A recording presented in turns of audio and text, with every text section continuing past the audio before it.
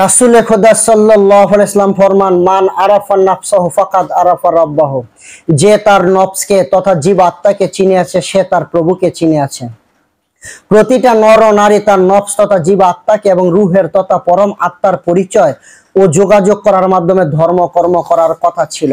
কিন্তু দেশ ও দেশের বাহিরে এমন কোনো বিশ্ববিদ্যালয়, কলেজ, স্কুল, মাদ্রাসা নাই যেখানে এই বিদ্যা শিক্ষা দেওয়া হয়। আপনি কোনো শিক্ষা প্রতিষ্ঠানে এলমে তাসব শিক্ষা দেওয়া হয় পাবেন না, একমাত্র ওলি আল্লাহর দরবার ব্যতীত। তাই এই শিক্ষা প্রতিনিয়ত দিয়ে যাচ্ছেন আমার মহান মুর্শেদ, প্রতিষ্ঠিত ইমাম, আধুনিক সুফিবাদের জনক, জগৎ বিখ্যাত তাসব বিজ্ঞানী।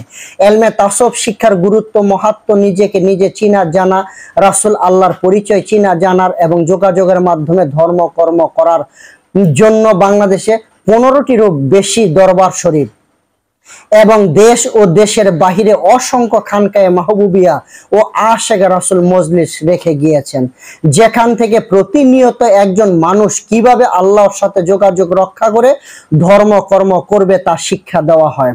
আসুন এই ঐশী মহামানবের সাথে সমালোচনা, বিরোধিতা নয়, গুজবে কান্না দিয়ে তার এই দর্শন পুনরায় প্রতিষ্ঠিত মুহাম্মদী ইসলামে শামিল হই এবং আশেকে রাসূল হই।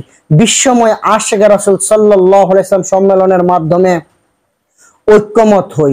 বড়ই পরিতাপের বিষয়, এই ঐশী মহামানবকে অবমূল্যায়ন করার জন্য এবং চিনতে না পারার কারণেই আজ বিশ্ব মুসলিম উম্মার করুণ পরিণতি এবং বিশ্ব আজ উত্তপ্ত।